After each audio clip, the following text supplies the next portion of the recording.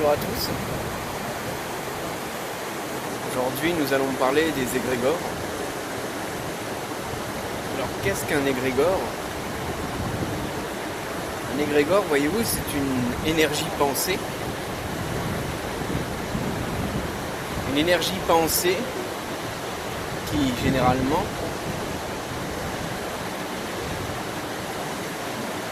procède de telle sorte qu'elle dresse une intention, une volonté, une pensée même, unique. Une pensée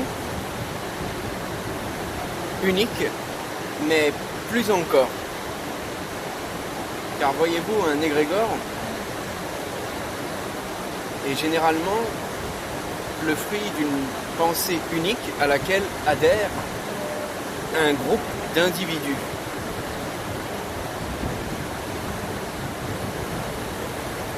En étant plusieurs personnes au sein d'une même pensée, regroupées au sein d'une même pensée unique, on retrouve donc ainsi le phénomène d'égrégore, mais qui est beaucoup plus complexe que ça, car voyez-vous, un égrégore,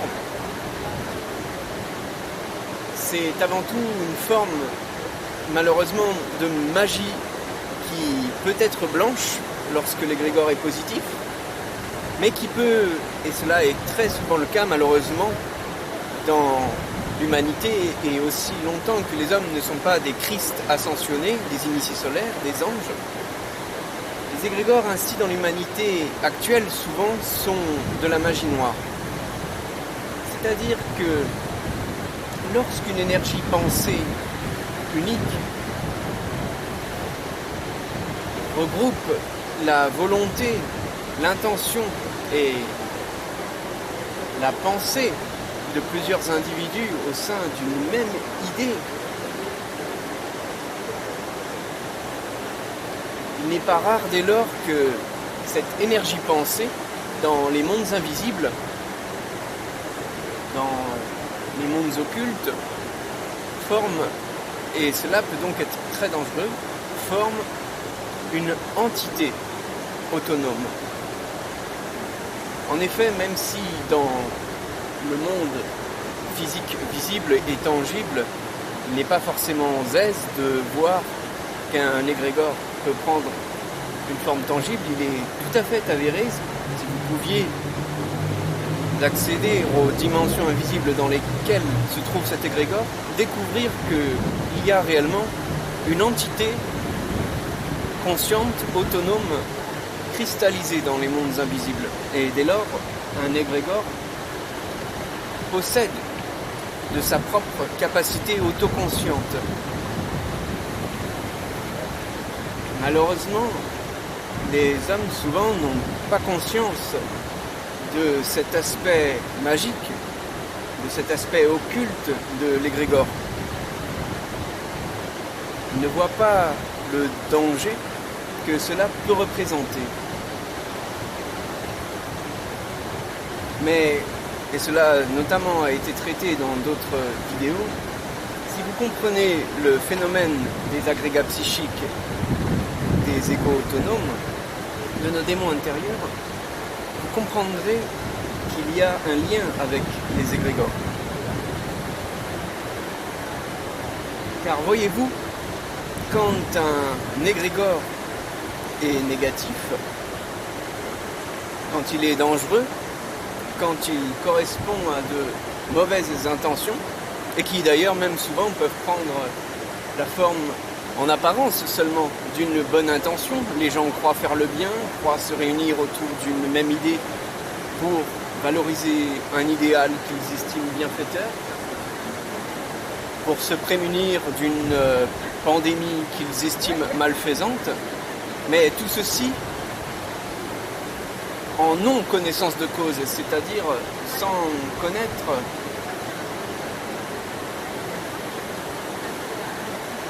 toute la vérité sur le propos véritable d'un sujet en question, que celui pour lequel ils construisent cet égrégore, ou pire encore, sans même être devenus eux-mêmes des individus christifiés, j'entends par là totalement conscients, des individus qui ont détruit leurs agrégats psychiques, qui sont libérés totalement de toute influence inférieure du bas astral, de toute tentation démoniaque, ce qui est une condition uniquement réservée aux initiés solaires, qui, à force de bienveillance non seulement dans l'attitude morale, mais aussi dans la conduite alchimique sexuelle du tantra blanc, parviennent au bout d'un certain temps à fusionner totalement avec Dieu, à obtenir la protection totale de Dieu envers toute tentation énergétique inférieure dans leur aura, envers toute tentation inférieure démoniaque.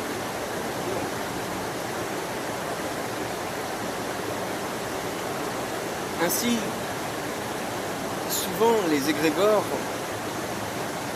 sont des entités démoniaques, malheureusement, qui ont une capacité d'autoconscience. Alors, ce sont donc là des pensées qui commencent à devenir des entités, car elles développent un pouvoir d'autoconscience qui leur confère justement ce caractère d'entité. Et les humains, ne voyant pas ces réalités-là dans les mondes invisibles, ou ne les pressentant pas tellement ou totalement, ne se doutent que par trop peu, que bien trop peu, de ces réalités-là et du danger qu'elles peuvent constituer, du danger qu'un égrégore peut constituer. Car, voyez-vous, dès lors que vous choisissez de vous identifier à un égrégore, que ce soit en le proposant, c'est-à-dire en essayant d'influencer plusieurs personnes au travers d'une seule et même pensée, ou d'un idéal, ou que vous choisissiez d'adhérer à cette pensée unique, à cet égrégore, eh bien, voyez-vous, vous renforcez cette énergie pensée, justement, vous lui donnez du crédit, de l'intention et de l'attention. Donc, inévitablement, vous contribuez à cristalliser cette entité pensée, cette pensée autonome qui devient une sorte de substance capable de générer une force propre. En cela qu'il s'agit bien d'une entité. Et quand vous choisissez d'adhérer à un égrégore qui est malfaisant, ce qui est souvent le cas dans la condition humaine, et bien dès lors, l'égrégore en question entre en résonance avec vos agrégats psychiques, avec vos égos autonomes, avec vos démons intérieurs. Et c'est là toute la difficulté de déjouer un égrégore, car en choisissant de valider ou d'adhérer à un égrégore, vous obtenez immédiatement de la puissance. Vous obtenez immédiatement de la stimulation énergétique.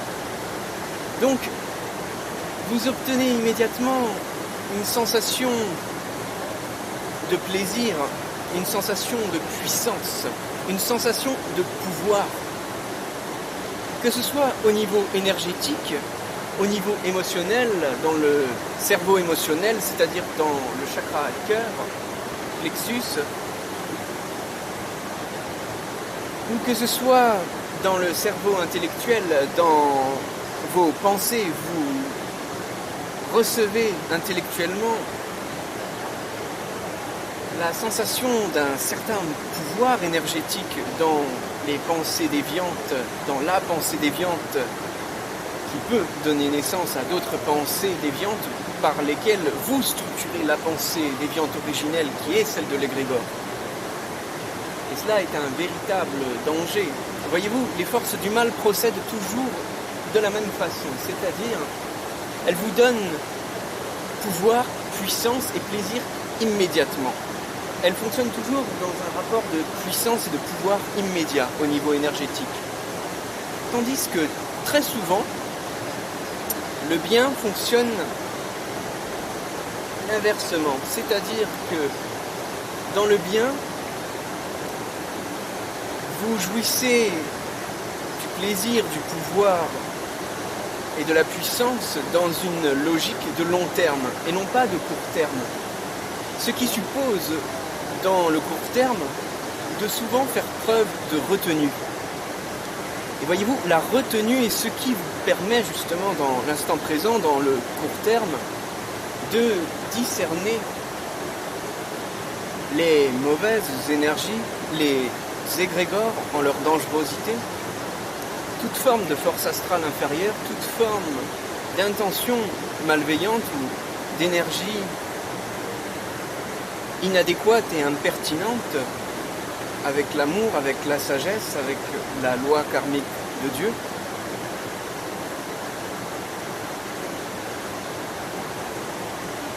C'est là où la plupart des êtres humains se laissent toujours aller à la facilité, qui est cette puissance énergétique immédiate.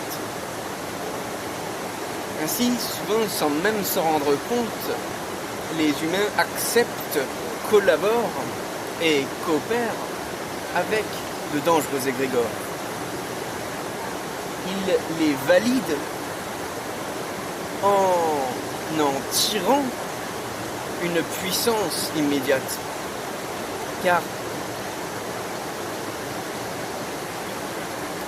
comme nous l'avons vu juste avant, l'égrégore étant une sorte d'entité pensée qui développe sa propre force de conscience, est capable, par un odieux procédé de magie noire, de fonctionnement naturel occulte dans les lois de l'invisible, de se mettre en résonance avec vos démons intérieurs, avec vos agrégats psychiques, avec vos échos autonomes. Ce qui fait que non seulement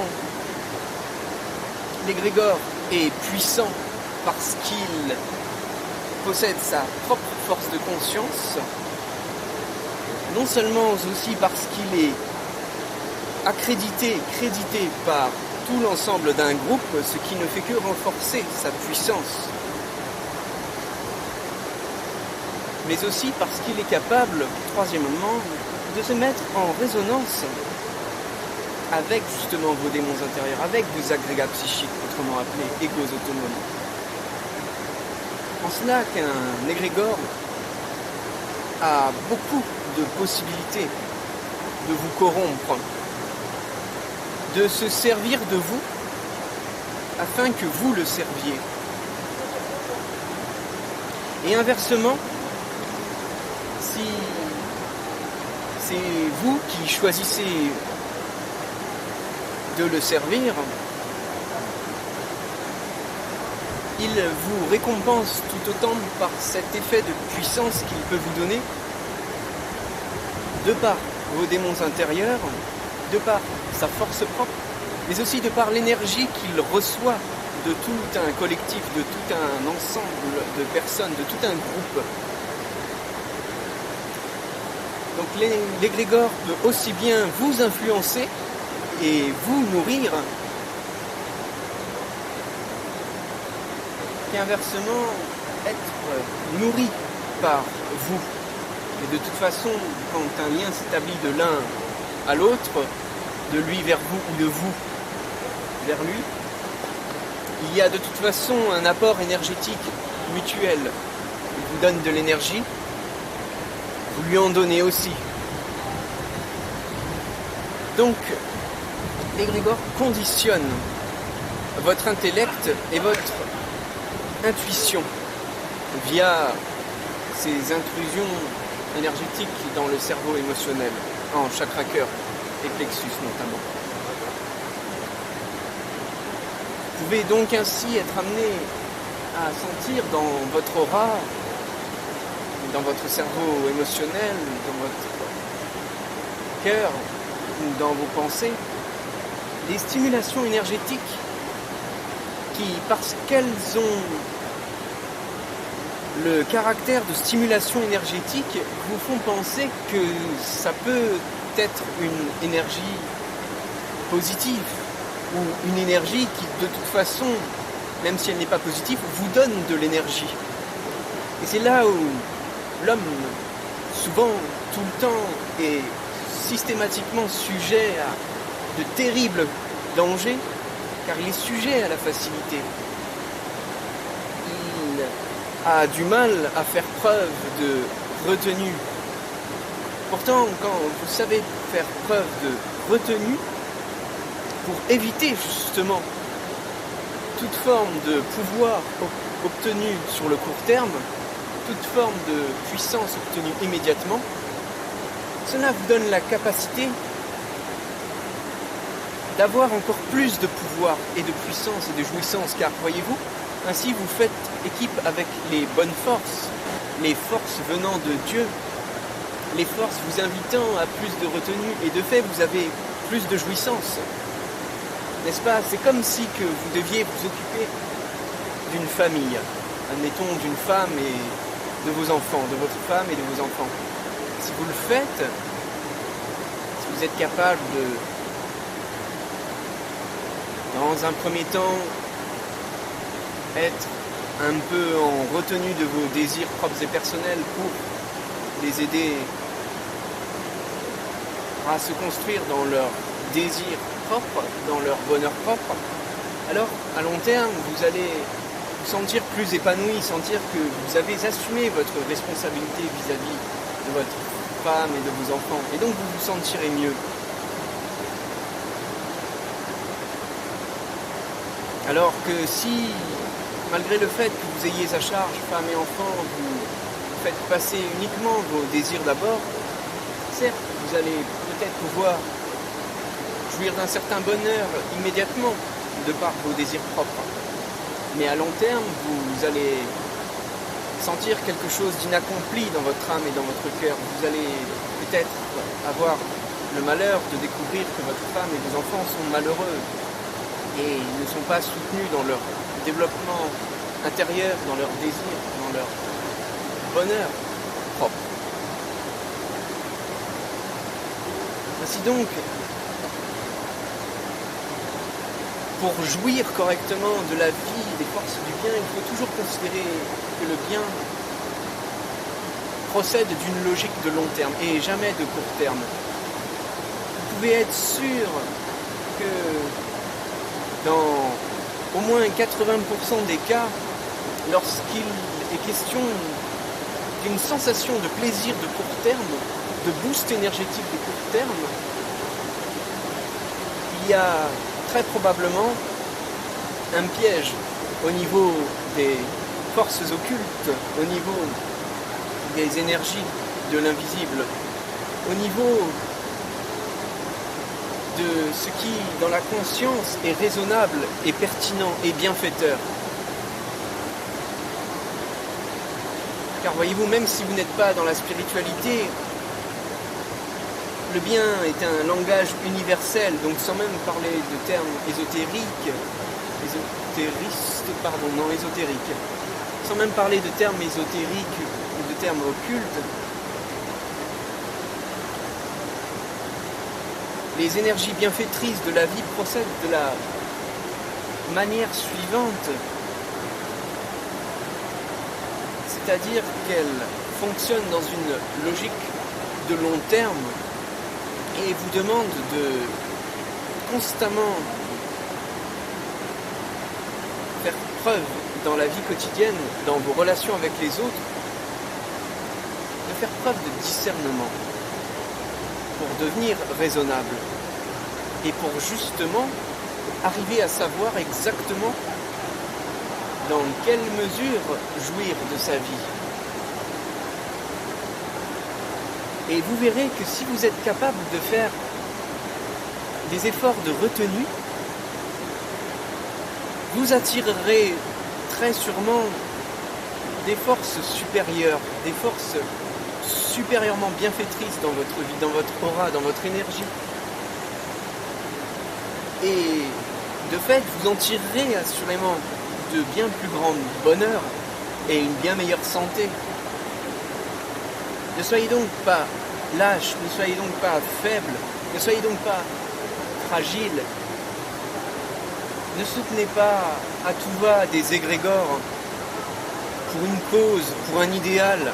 Car voyez-vous, comme le disait si simplement et si véritablement Jiddu Krishnamurti, l'amour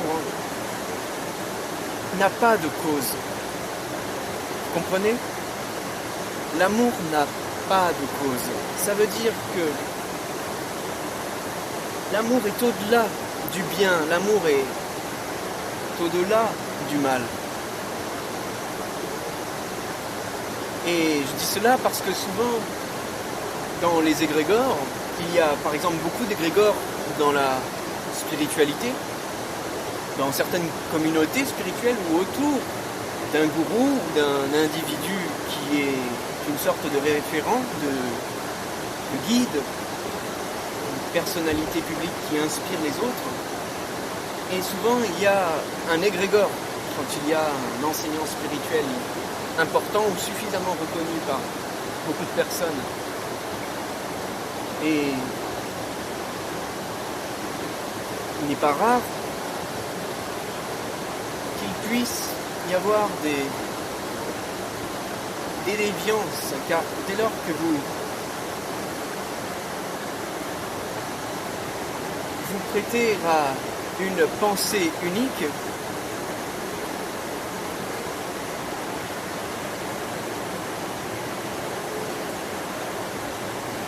vous donnez toute votre approbation au service d'une personne,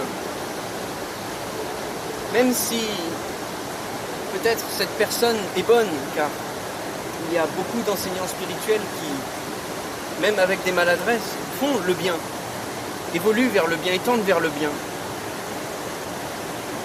Mais en donnant à une telle personnalité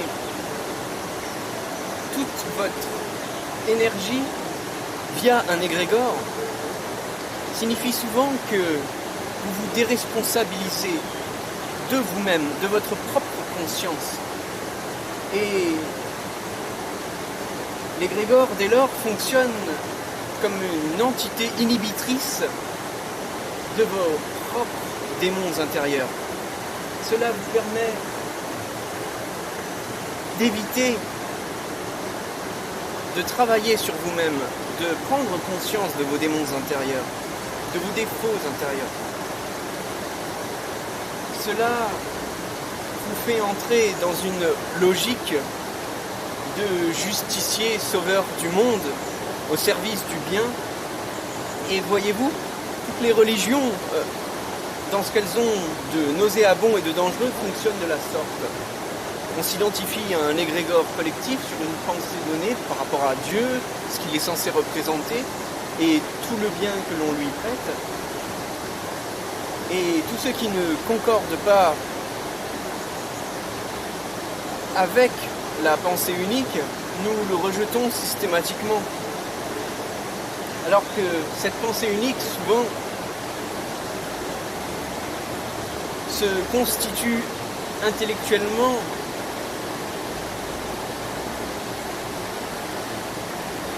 d'une forme donnée. Elle parle du bien dans une forme donnée. Elle parle de Dieu dans une forme donnée. Elle dit comment, l'égrégore dit comment se conduire dans une forme donnée. Mais cela n'est que de la forme.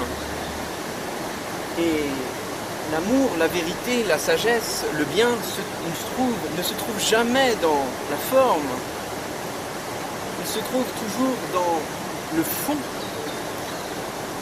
dans l'authenticité de la valeur. dans la conscience elle-même, dans la conscience en ses qualités raisonnables, en ses qualités bienveillantes, bienfaitrices, en ses qualités karmiquement pertinentes en accord avec la loi de Dieu. Loi que malheureusement les hommes qui ne sont pas initiés solaires ne peuvent pas connaître au-delà d'un certain niveau, car l'homme ordinaire n'a, dans le meilleur des cas, que sa conscience, son aptitude à méditer pour se détacher de sa pensée et l'intuition de son chakra-cœur pour le guider. Il n'a pas accès encore à la loi antikarmique, c'est-à-dire au conseil de Dieu qui, par clairaudience, donne à l'initié solaire constamment dans la vie quotidienne des petits ordres de conduite antikarmiques afin de assurément le guider à ne contracter aucun karma et afin de l'aider à être totalement pertinent avec n'importe quel homme dans ses rencontres, de sorte à avoir une attitude exemplaire, quelles que soient les circonstances dans lesquelles il peut être amené à faire l'expérience de sa vie quotidienne.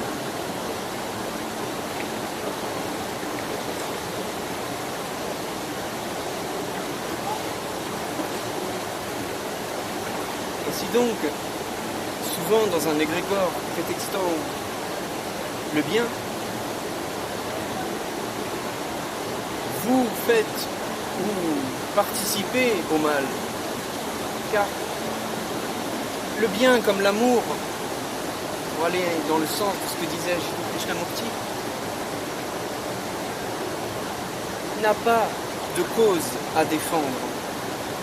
Il est une évidence dans son fait propre. Il n'y a donc pas besoin que l'on se batte pour lui, que l'on fasse preuve de zèle pour lui. Il suffit simplement d'être simple dans sa vie quotidienne, gentil, avec beaucoup de simplicité dans la vie quotidienne. C'est là tout ce que le bien véritable requiert.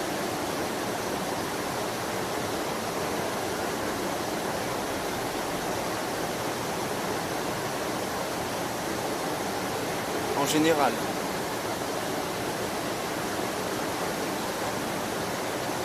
Mais souvent les hommes font preuve d'un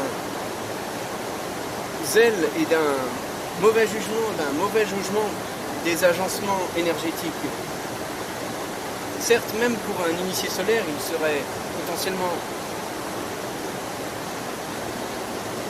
possible de se mettre à prendre parti avec ferveur pour le bien, mais toujours avec beaucoup de détachement et de simplicité, sans créditer aucunement un égrégore dans le monde invisible.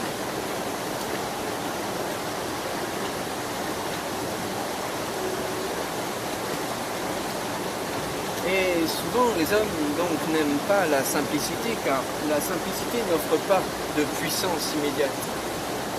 Il ne vous met pas sur un piédestal immédiat et ne vous apporte pas que par trop rarement une sensation de jouissance immédiate. Et ainsi les hommes s'éprennent de cause avec une ardeur et une ferveur démesurée et irraisonnable.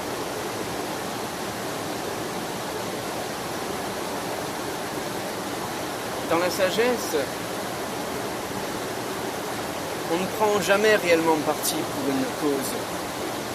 On peut se prononcer en faveur d'une cause, mais toujours avec énormément de détachement.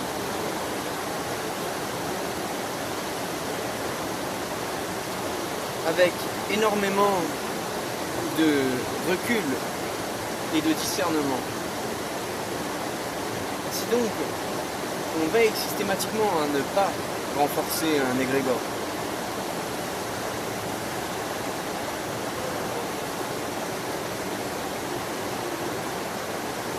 Voyez-vous, quand parfois vous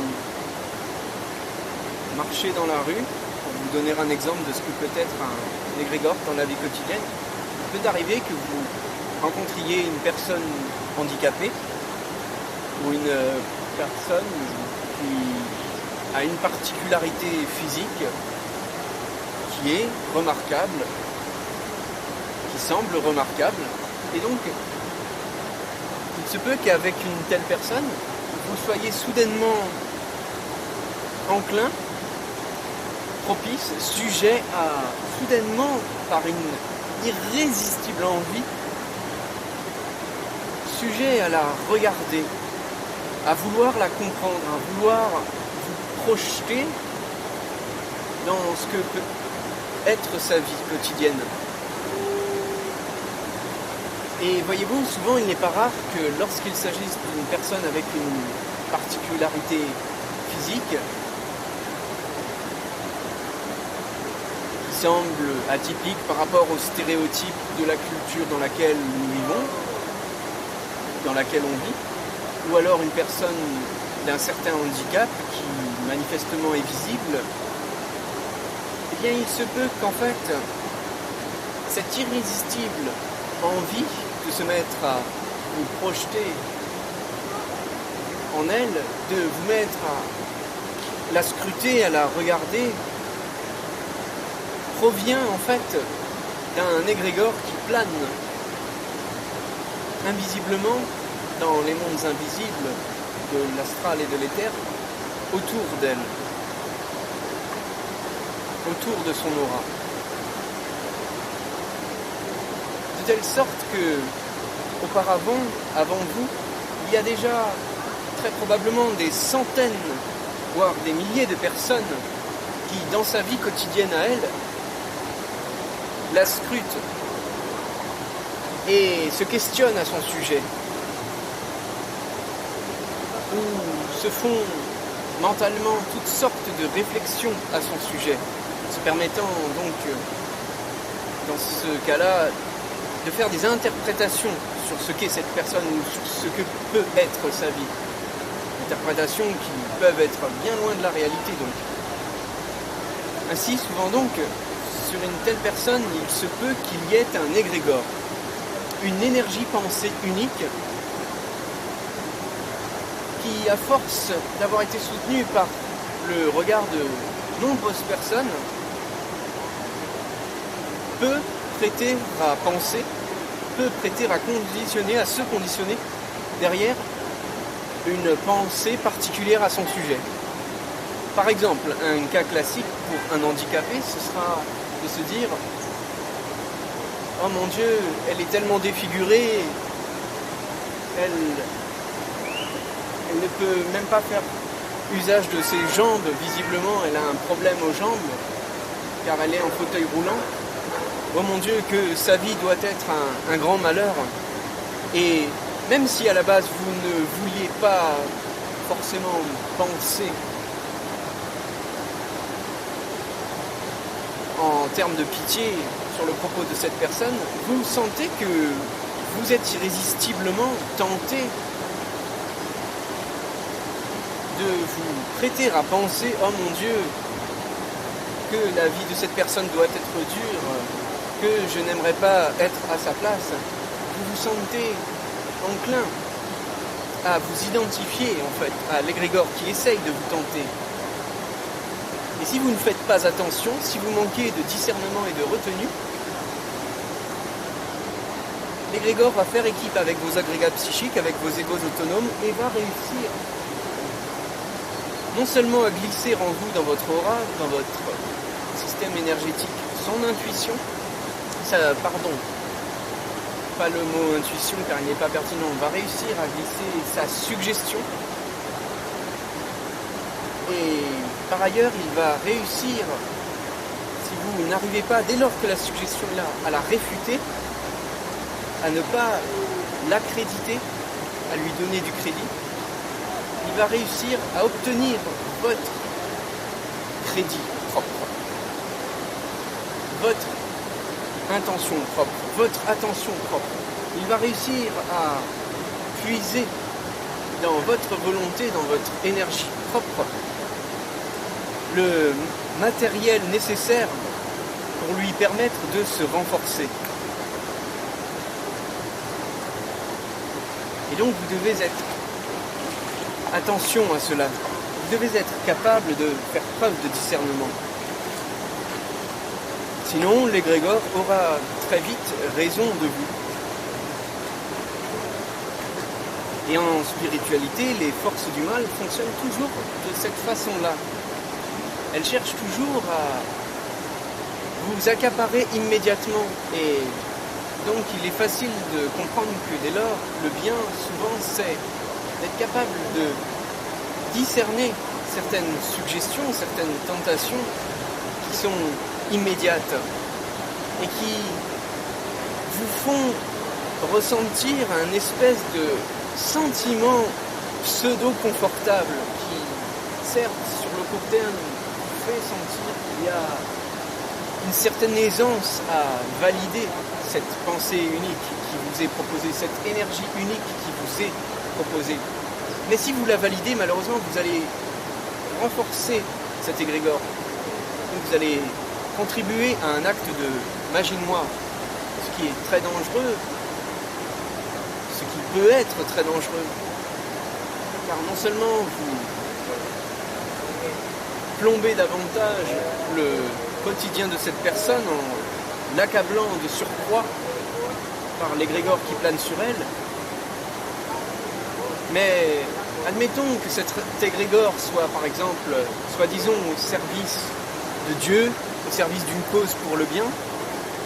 Certains iront sans problème jusqu'à tuer pour Dieu, tuer pour le bien.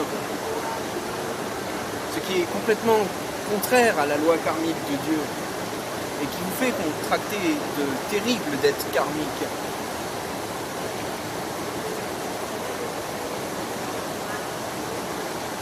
Et même si ce n'est pas vous qui tuez, vous avez aussi une petite part de responsabilité dans un acte maléfique comme tuer délibérément quelqu'un d'autre parce qu'il n'a pas la même croyance que vous.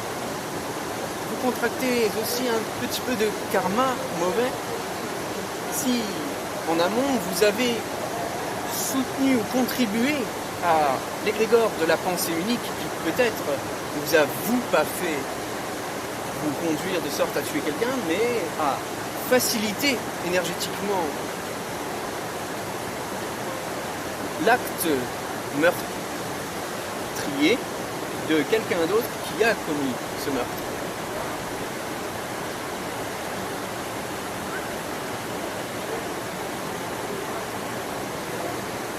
Ainsi donc, contrairement à sans doute beaucoup de mes confrères en spiritualité, je vous recommande de faire très attention quand il s'agit d'un égrégore de bien. Car prétextant le bien dans l'égrégore d'un groupe de pensée unique, l'homme se déresponsabilise souvent de ses démons intérieurs, de ce qu'il n'a pas encore résolu dans la conquête totalement consciente et éclairé de lui-même. Car si l'homme était réellement totalement conscient, il pourrait converser avec Dieu quotidiennement, comme avec un autre être humain, et être guidé constamment par sa loi karmique, par ses petits ordres de conduite bienveillants. Il pourrait aussi être totalement protégé énergétiquement contre toute tentation inférieure, contre toute tentation d'un égrégore également, qui se met aussi en résonance avec vos démons intérieurs, avec vos agrégats psychiques, avec vos égos autonomes. C'est cela qui s'appelle être un Christ, être un initié solaire, avoir le corps solaire, c'est-à-dire avoir ce contact particulier avec Dieu, qui nous protège énergétiquement et nous guide totalement dans la conversation quotidienne par clairaudience. Et je parle là de quelque chose que je connais car je possède le corps solaire. J'ai effectué l'initiation du tantra blanc telle qu'elle avait été expliquée et exposée au grand public par Samael Aun Weor. Elle avait également été vaguement évoquée par Omram Mikhaël Aïvaïnov, et qui, pour des raisons nécessaires à son époque, avait fait preuve de réserve en disant qu'il ne recommandait pas cette initiation à tout le monde, car il faut savoir que l'initiation du tantra blanc, effectivement, et nous en reparlerons dans d'autres vidéos, a ses propres épreuves, ses propres difficultés, en cela que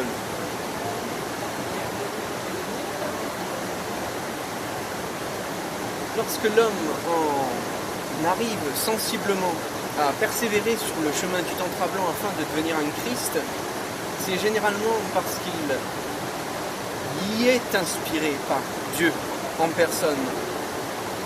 Car Dieu estime que cette âme a beaucoup souffert, beaucoup transgressé la loi karmique, et grâce à toutes ces expériences de réincarnation acquises dans le mal, la souffrance ou l'ignorance, plus largement, cela lui a permis non seulement de développer parfaitement son individualité, de développer sa résilience dans ses désirs propres, et cela lui permet de connaître totalement la valeur du bien. Selon quoi une âme ne peut pas connaître le bien, car si l'âme était plongée dans le bien seul du début à la fin de son existence, il y aurait une telle équité dans ses agencements énergétiques qu'elle serait incapable d'en jouir. Pour pouvoir jouir personnellement du bien, il faut nécessairement avoir pu développer sa capacité à jouir, c'est-à-dire avoir pu développer la capacité à avoir des désirs propres, à avoir son individualité propre qui permet de jouir de ses désirs propres. Et cela n'est possible que grâce à la souffrance. C'est la seule raison pour la souffrance, pour le mal, d'exister dans la condition humaine. Dieu n'est pas cinglé. Il a tout à fait compris que pour qu'une âme puisse supporter le bien dans l'éternité, il lui est nécessaire pendant un petit éon, qui représente certes plusieurs millions d'années d'évolution dans son parcours de réincarnation successive, de faire l'expérience de la souffrance. Donc, ceux qui réellement en viennent de tantra blanc à devenir des initiés Christ sont des êtres qui sont inspirés par Dieu pour fouler ce chemin totalement. Il y a encore beaucoup d'êtres qui ne seront pas capables d'emprunter ce chemin christique, qui malheureusement est le seul qui permet réellement de devenir un Christ, un ange, un initié solaire, et de se débarrasser totalement de ces démons intérieurs, de ces agrégats psychiques, de ces égos autonomes, et d'obtenir par clairaudience la guidance de Dieu qui, par des petits ordres de conduite antikarmiques bienveillants, nous aide à nous comporter parfaitement dans le plan physique, de sorte à solliciter, à propulser les autres dans le meilleur de leur évolution possible, de sorte à les soutenir dans leur évolution, et non pas de sorte à les amoindrir ou à les ralentir dans leur progrès, dans leur élévation spirituelle, même s'ils en sont encore à faire l'expérience du mal.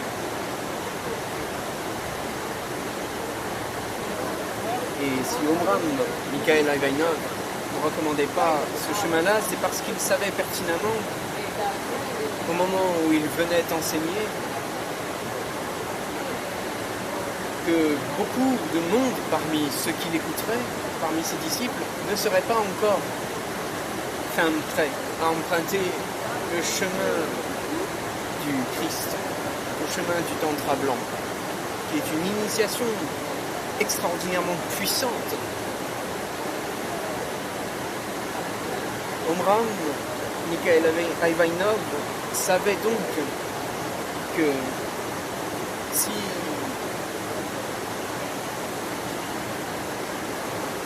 ces âmes qui ne sont pas prêtes à effectuer cette initiation se retrouvent sur le chemin de cette initiation, elles auraient risqué de se décourager avec beaucoup trop de facilité, ou encore ils savaient que Dieu n'aurait pas permis à ces âmes de fouler ce sentier initiatique. Il les aurait induits de sorte à faire d'autres expériences. Par des nuances subtiles, en filigrane, Dieu maîtrise tout dans sa création, donc il aurait influencé ces âmes à ne pas tout de suite se préoccuper de cette voie ultime de non-retour. Ainsi, c'est pour cela que Omram Mikhail Aïvaïnov, comme tant d'autres prophètes aussi avant lui, n'ont pas toujours été en mesure d'enseigner publiquement la réelle initiation du Christ. Concrètement, par des faits pratiques, comment devenir un Christ, comment devenir un ange, ancré éternellement dans le bien et au-delà de tout mal, et autant que possible au-delà de toute souffrance.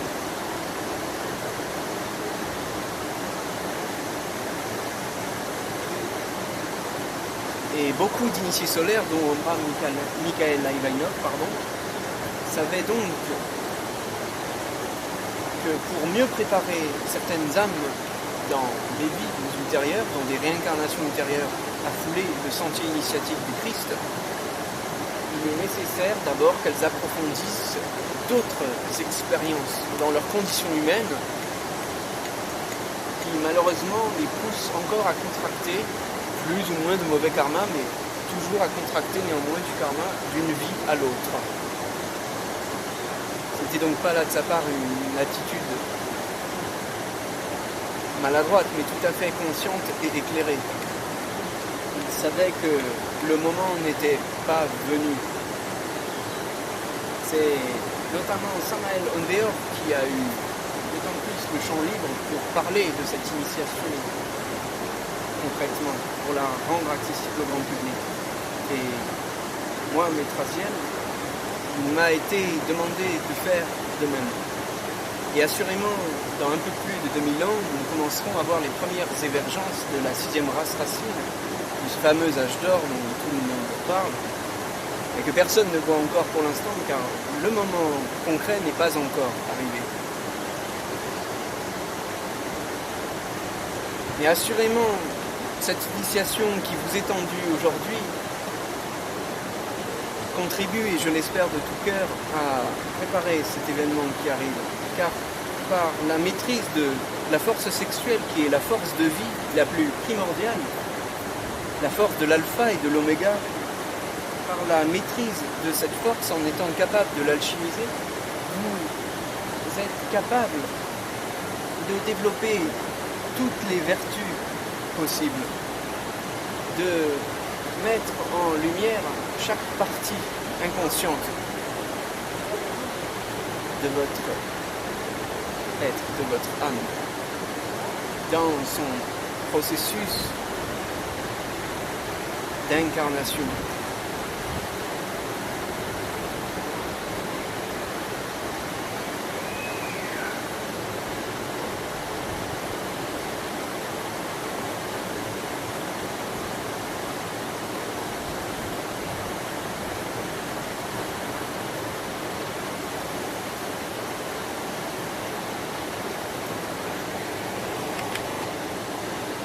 Ainsi, Omram Mikhail Aïvaïnov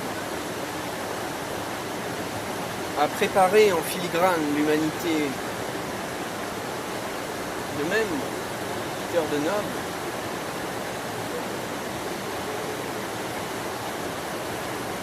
qui n'enseignait pas nécessairement publiquement l'initiation christique pratique, mais pour un initié solaire qui écoute leurs enseignements, ces derniers regorgent de sagesse faisant entrer à la condition initiatique solaire,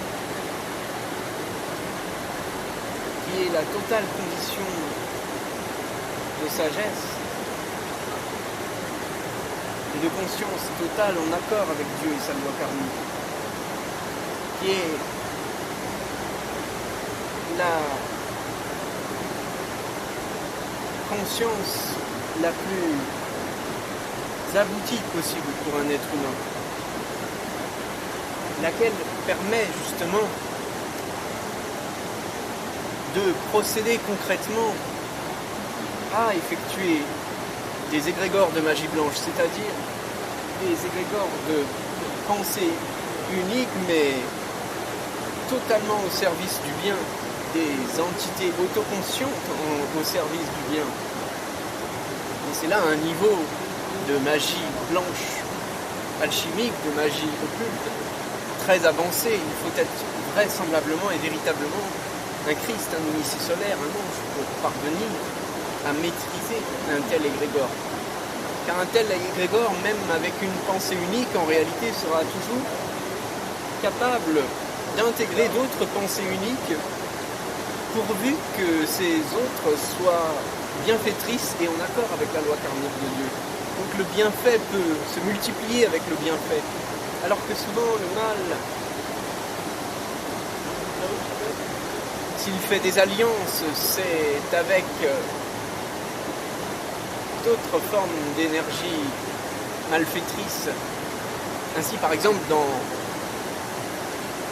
les conflits de guerre, il n'est pas rare qu'un dictateur fasse équipe avec un autre dictateur, vous voyez, et chacun de ces dictateurs est le résultat d'un égrégore, donc il est soutenu par la masse collective. Voyez-vous, si nous prenons en exemple le cas d'Adolf Hitler, Adolf Hitler est un problème collectif en réalité.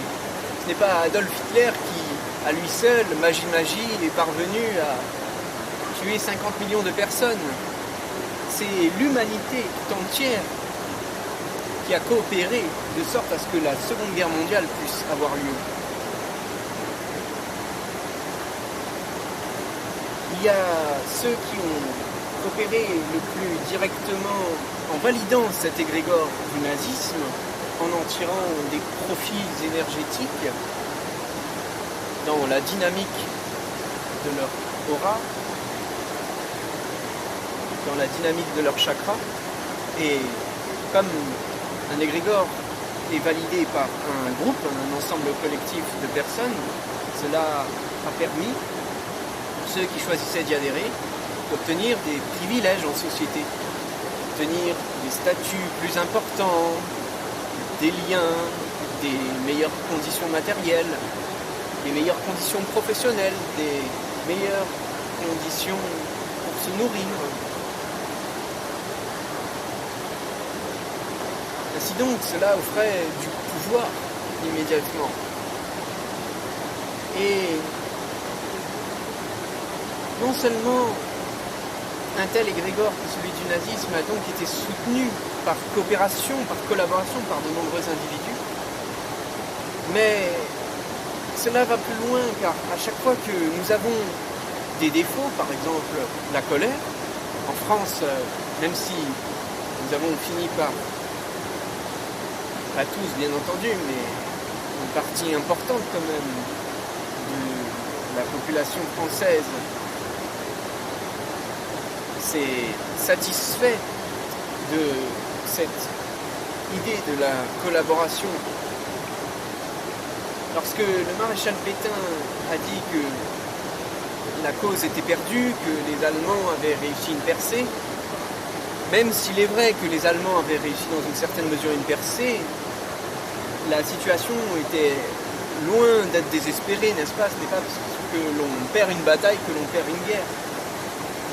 Parfois, il faut juste faire preuve de patience et miser sur la résilience. Et il y a beaucoup de Français qui ont validé à leur tour le maréchal Pétain, et donc ainsi l'égrégore du nazisme a pu être renforcé par celui de la collaboration. Donc c'est l'égrégore de Vichy, de la collaboration de Pétain, qui s'est allié avec l'égrégore du nazisme derrière la personnalité d'Adolf Hitler. Mais comme je disais, il n'y a pas que les égrégores et notre adhésion psychologique et énergétique à ces égrégores qui vont leur donner du pouvoir. Il y a aussi nos défauts, comme je disais, car les défauts, par exemple la colère, vont créer des conditions énergétiques qui font que nous attirons à nous des entités inférieures, de l'astral inférieur, en résonance avec nos défauts, avec nos attitudes maladroites, avec nos attitudes égarées, qui s'éloignent de l'amour et de la loi karmique de Dieu dans ses bienfaits. Donc, nous créons énergétiquement une société, un espace-temps propice à favoriser les égrégores malsains, juste en ayant des défauts, en étant colérique, en étant méprisant, en étant mesquin, aussi en étant médisant. Voyez-vous, quand on médise sur les autres, il n'est pas rare que l'on fasse souvent cela, en réalité, en accablant l'autre. Souvent, les hommes, dans la médisance, créent des petits égrégores. Il suffit simplement que vous pointiez vers le premier groupe d'humains que vous rencontrez et vous vous mettez à dire, en parlant d'une personne du village dans lequel vous vous trouvez, tiens, un tel, elle avait l'air bizarre quand je l'ai vue faire ses courses, elle n'arrêtait pas de tirer la tête, franchement elle pourrait quand même sourire au moins. Et d'un coup, tout le monde, parce qu'il y a une proposition énergétique diabolique, maléfique, de stimulation énergétique directe dans votre aura, vous vous mettez à, si vous n'êtes pas assez vigilant, assez consciencieux, vous vous mettez à coopérer avec cet égrégore qui se propose de médire sur le compte de cette pauvre personne qui, Dieu sait pour quelle raison elle a vraiment tiré la tête, que cela soit vrai ou pas, vous êtes en train de vous réapproprier cette réalité au travers d'un égrégore épouvantablement malfaisant et terriblement mesquin. Vous vous mettez à créditer cet égrégore parce que, en le créditant, vous obtenez l'accréditation aussi du groupe tout entier, lequel fait comme vous, ce n'est à valider cet égrégore que cette personne a proposé, qui à la base était toute seule, je le rappelle, et par exemple, parce que nous sommes dans un groupe de 3 ou 4, nous choisissons, dans ce cas de figure, de coopérer avec cette première personne qui est venue nous proposer cet égrégore sur le compte d'une autre personne.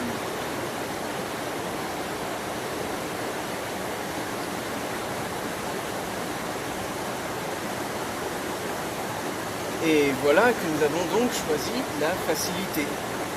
Nous avons choisi de nous soumettre à des forces occultes malfaisantes qui vont nous donner cette petite sensation de puissance. Et d'ailleurs, souvent, c'est pour cela que nous nous laissons aller à la facilité et à l'expérience du mal, à l'expérience de générer des égrégores ou d'en valider, donc de les renforcer, de participer même à leur construction lorsqu'ils ne sont pas encore totalement cristallisés, c'est-à-dire définitivement construits et créés dans les mondes intérieurs de l'astral et de l'éther.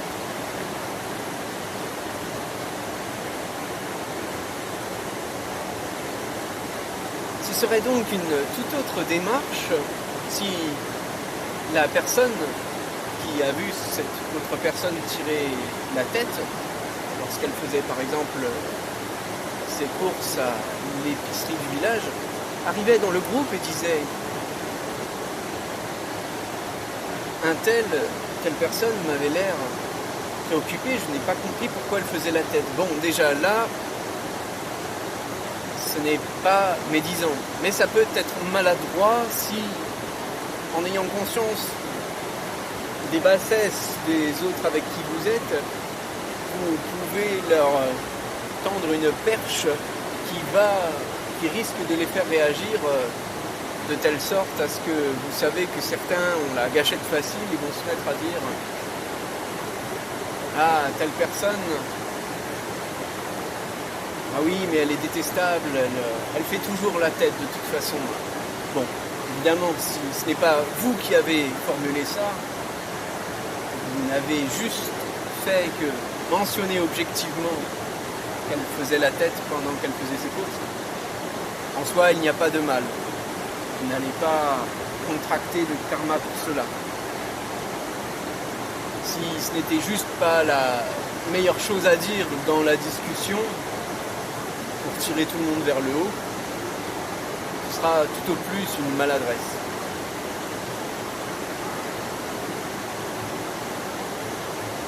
Mais quand vous êtes suffisamment conscient, vous êtes capable aussi parfois de jauger la conscience des autres et donc de vous éviter autant que possible, disons, une maladresse.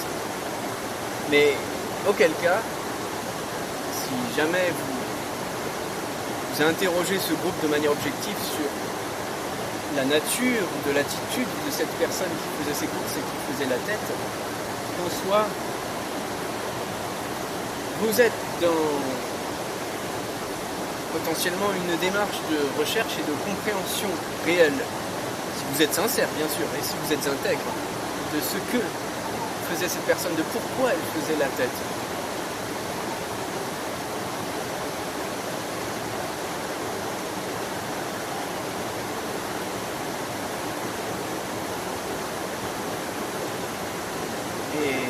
Et alors, ce n'est plus la même démarche que de chercher à médire sur cette personne.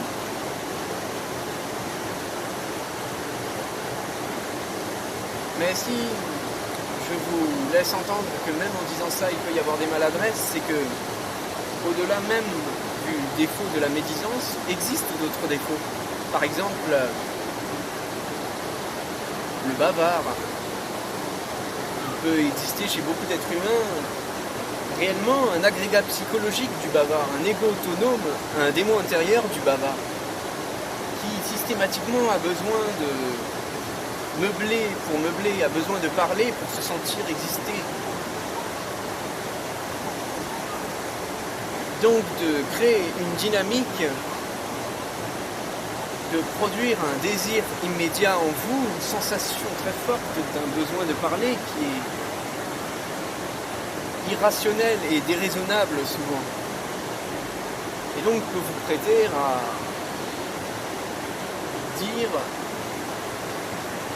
tout et n'importe quoi, ce qui également peut, par effet de résonance et de synchronicité, attirer les défauts des uns et des autres, leurs agrégats psychologiques, leurs démons intérieurs du bavard aussi, s'ils l'ont, ou alors d'autres qui s'équivalent tous dans ce jeu des forces du mal qui nous inhibent et se mettent à raisonner de concert entre elles. C'est dans cette optique où non seulement vous pouvez être médisant en faisant ce genre de remarques, mais si un autre agrégat psychologique est en vous au moment où vous faites cette remarque, il peut y avoir un autre démon intérieur en vous qui vous pousse à cette remarque. Parce qu'il est très rare qu'un être humain soit vraiment dans la démarche pure et authentique d'essayer de comprendre l'autre. Car ça veut dire que dès lors qu'il est capable, qu'il se montre capable de comprendre l'autre, il est aussi capable de se comprendre lui-même. Et donc de s'étudier totalement, de s'étudier cosmiquement, universellement, en toute transparence, avec beaucoup d'intégrité, c'est-à-dire qu'il se donne la capacité de découvrir ses forces, ses faiblesses, ses qualités et aussi ses défauts, et jusqu'à même la capacité ou le devoir dès lors qu'il est conscient, de corriger ses défauts, de se corriger dans ses attitudes et dans ses comportements. Et alors, seulement vous pouvez prétendre vous interroger sur, dans l'exemple qui nous concernait, sur ce qu'est la nature véritable, les intentions véritables qui ont poussé cette femme ou cette personne qui faisait ses courses dans l'épicerie du village à tirer la tête constamment. Et peut-être que grâce à cette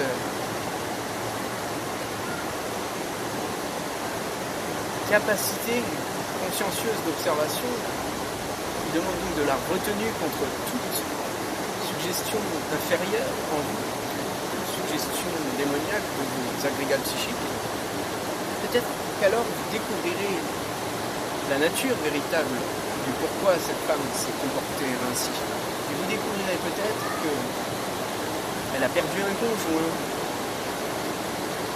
elle a eu droit à une succession de malheureux événements dans sa journée, ou peut-être même découvrirez-vous que réellement elle est de mauvaise foi, elle n'est pas capable de se responsabiliser de sa mauvaise humeur, là, partageant avec les autres et accablant les autres avec ses basses énergies. Mais dans ce cas-là, vous feriez mieux d'éviter de prendre le risque de l'enfoncer, car il est systématique en général chez l'homme ou chez les hommes de fonctionner en miroir inversé et donc d'accabler systématiquement les autres. On accable toujours l'autre aussi longtemps qu'on n'est pas christifié, souvent.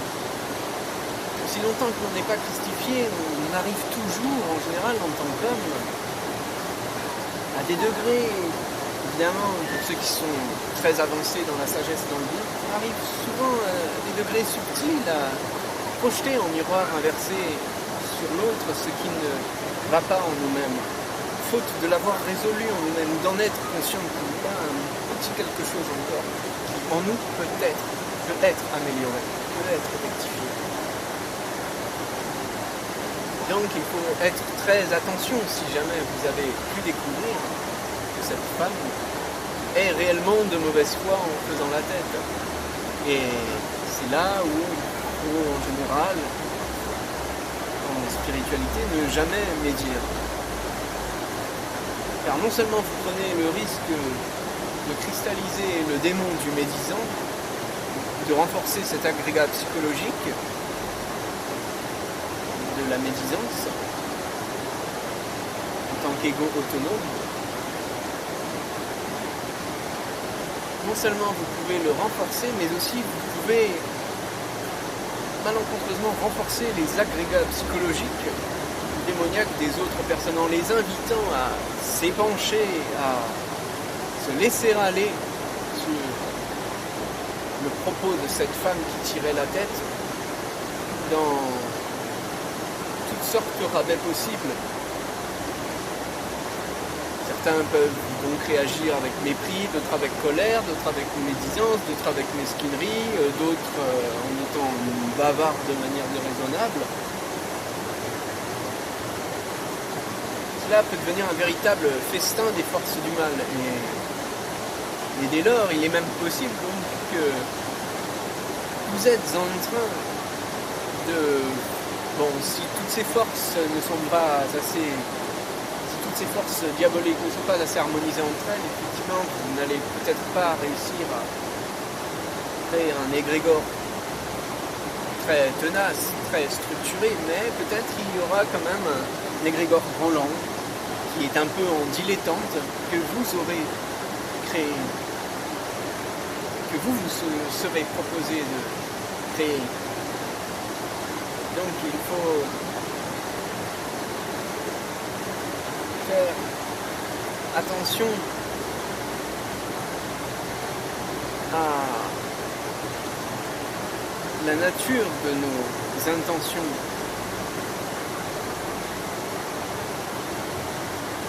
Et à la nature des intentions des autres.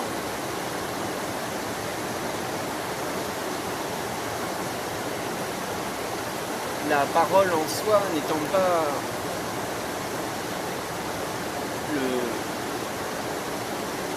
cœur même de ce qu'elle contient, car ce qu'il y a derrière une parole, ce sont nos intentions véritables.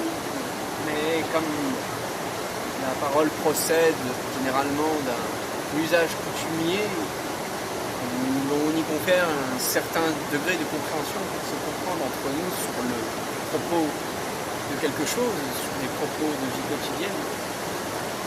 Il peut être intelligent de faire attention à sa parole. Mais le principal se trouve au niveau de nos intentions, n'est-ce pas?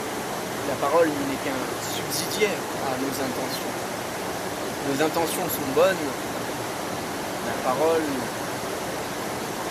tend vers le bien, tend vers le bon. Toutefois, elle peut être maladroite, pour notamment des raisons que nous avons vues, qui fait qu'elle peut maladroitement tendre à inviter de manière, disons, inutile dans le plan évolutif de Dieu, les agrégats psychiques dans l'espace-temps du présent, où vous avez lancé une certaine parole qui traite autrui à toutes sortes de bassesse.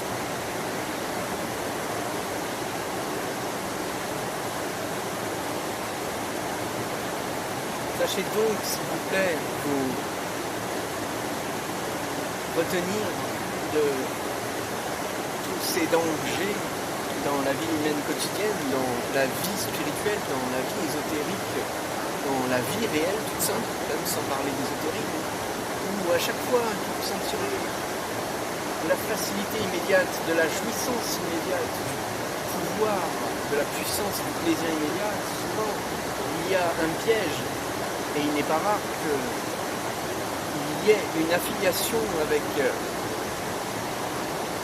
un égrégore. Soit un égrégore que vous subissez sans même avoir compris que vous étiez en train de le subir, par exemple en vous rendant dans un lieu particulier où les gens ont l'habitude de penser d'une manière particulière, qui fait qu'en entrant physiquement dans ce lieu, vous sentez aussi les énergies éthériques et astrales qui prêtent à conditionner votre pensée dans la pensée unique de ces gens-là. Donc ça peut être terriblement dangereux. Vous pouvez donc parfois, dans une situation de la vie physique quotidienne, être amené à être influencé sans en avoir conscience par un égrégore. Et si vous travaillez à devenir des individus plus conscients, peut-être arriverez-vous à déceler qu'il y a un égrégore et quelle est la nature de cet égrégore afin de ne pas le subir dans ces tentations diverses, dans les tentations diverses que les forces du mal, que les forces de l'astral peuvent lui donner afin de sorte, je vais reformuler, de sorte à ce que les forces de l'astral inférieur cherchent à lui donner tribut en faisant résonner en vous une envie irrépressible de vous identifier à lui. Sachez donc, vous désidentifier d'un tel égrégore, ne pas le subir. Et inversement, ou autrement, si l'on ne subit pas un égrégore, on peut aussi être en train, si on ne sait pas justement ce que l'on est en train de faire avec son énergie, avec son intention, si l'on n'est pas conscient dans la vie quotidienne, on peut être en train de contribuer ou de créer un nouvel égrégore. Car cela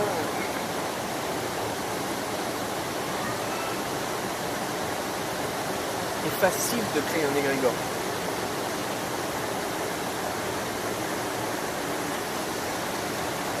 Il suffit juste d'un peu d'intention mal placée, de paroles au service de ces intentions mal placées, pour, dans le monde tangible des humains, donner la possibilité concrète d'une énergie physique qui a des racines plus subtiles dans les mondes invisibles, éthériques et astrales, afin de maintenir en force un propos, décadent, un propos dénué de toute conscience, un propos de pensée unique, ou même s'il n'est pas encore cristallisé en tant que pensée unique, peut être aussi une énergie unique. Voyez-vous, un égrégore peut aussi ne pas être totalement rigide et cristallisé en tant que forme de pensée, en tant que pensée clairement édictée. Il peut aussi être encore une énergie plus primordiale qui est encore de nature purement énergétique.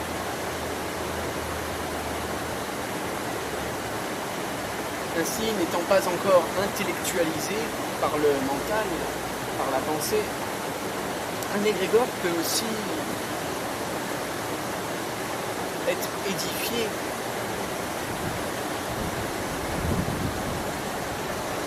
dans un état de sensation et dans un état de nature énergétique. Dès lors, il peut être difficile pour l'homme ordinaire profane de déceler une nature qui serait d'ordre énergétique, qui n'est pas encore totalement cristallisée en tant que pensée clairement intellectualisée, clairement édictée. Donc il faut faire attention à tout ceci. Voilà, j'espère vous avoir éclairé sur le sujet des égrégores. Et je vous souhaite une très bonne journée. Merci.